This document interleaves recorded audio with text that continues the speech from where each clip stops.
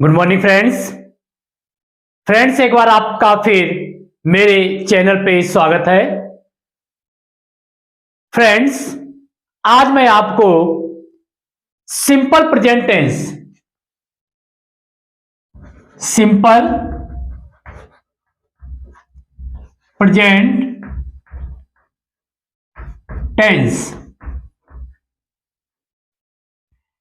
के पार्ट 1 के बी मतलब दूसरे भाग में मैं आपको वह टेंस जिसे सिंपल प्रेजेंट टेंस भी कहते हैं और जिसमें लिंकिंग वर्ब यूज होती है।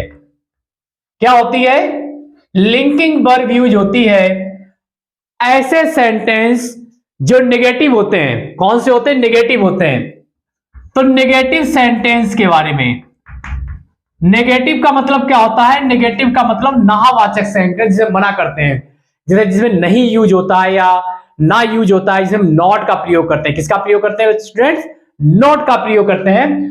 तो ऐसे सेंटेंस आज मैं आपको सिंपल प्रेजेंट टेंस या लिंकिंग वर्ब को यूज करने वाले प्रेजेंट टेंस जो नेगेटिव होते हैं, जिसमें हम नहीं का प्रयोग करते हैं या इंग्लिश में नॉट का प्रयोग करते हैं, उसके बारे में यहां पे बहुत ही इजी तरीके से आपको एक्सप्लेन करूंगा।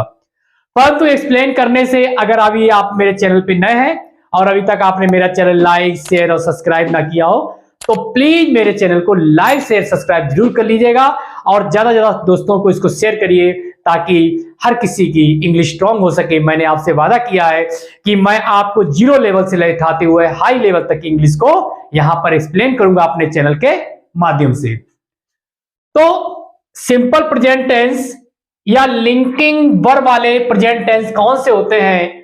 तो अगर हम लिंकिंग वर्ब के प्रेजेंट टेंस की बात करते हैं तो इसमें हम ईजीएमआर का यूज करते हैं। किसका यूज करते हैं? ईजीएमआर। और इन सेंटेंस की पहचान क्या होती है? सेम वही कि लास्ट में सेंटेंस के है, हूं या हो।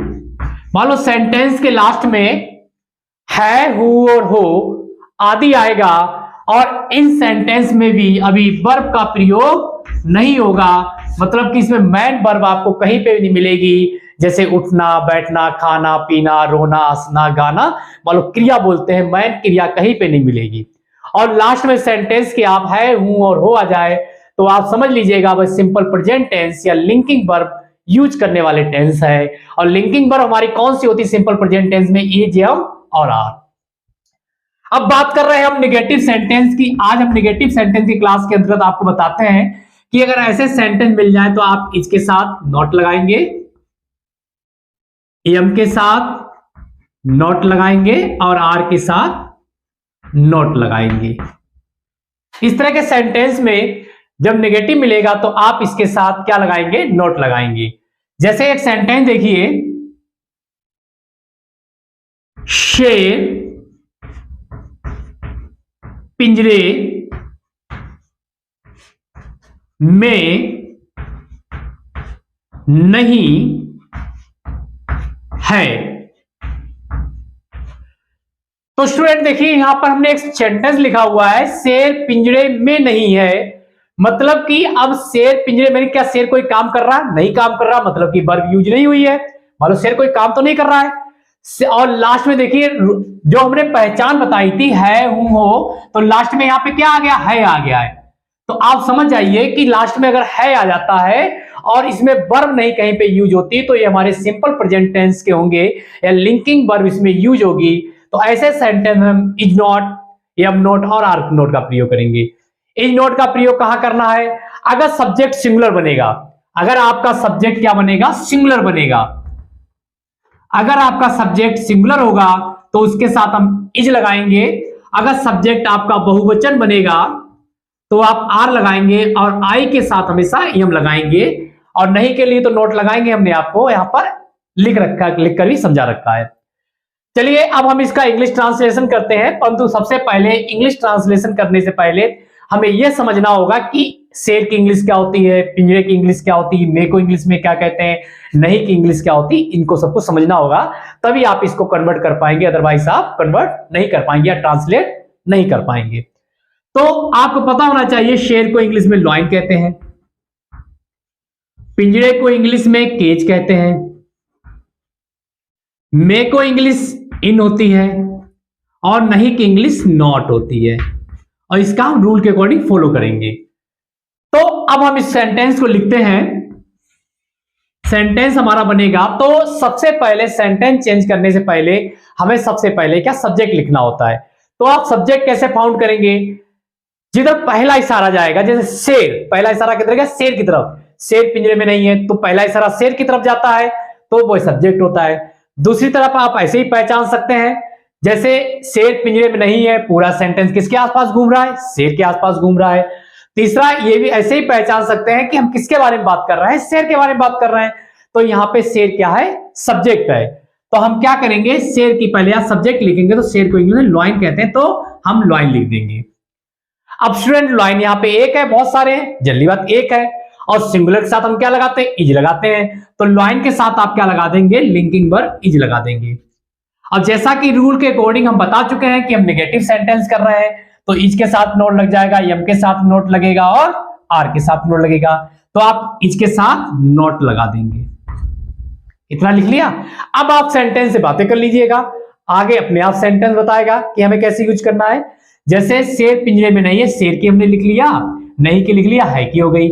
शेर नहीं है, कहां नहीं है, पिंजरे में। क्या आंसर आया, पिंजरे में। तो ये में क्या है, प्रेपोजिशन है, किसके साथ लगा, पिंजरे के साथ लगा। तो प्रेपोजिशन जो वर्ड होता है वो हमेशा अपने साथ लगने से पहले आता है। मान लो इंग्लिश में हम इसको मे की पहले लिखेंगे और पिंजरे की बाद में लिखेंगे, मतलब कि इन केज। तो ये हमारा सेंटेंस चेंज हो गया। अब भलाई प्रेपोजिशन की बात समझ लीजिए, प्रीपोजिशन। तो यहां पे मे क्या है, प्रेपोजिशन है। तो मतलब कि ये दो वर्ड को मिलकर बना हुआ प्री प्लस पोजिशन। मतलब इंग्लिश का वह वर्ड जो पोजीशन से पहले यूज किया जाता है उसे हम प्रेपोजिशन कहते हैं। और यहां पे प्रेपोजिशन क्या है, में है। क्या है, में है। और किसके साथ लगा है, पिंजरे के साथ। तो जल्दी बात किससे, तो इस पोजीशन से क्या पहले यूज होगा, इसलिए इंग्लिश में हमने पिंजरे से पहले यूज किया है। तो इसका सेंटेंस क्या बन गया, lion is not in cage. I think आपको समझ में आ गया होगा। चलिए हम और सेंटेंस देखते हैं।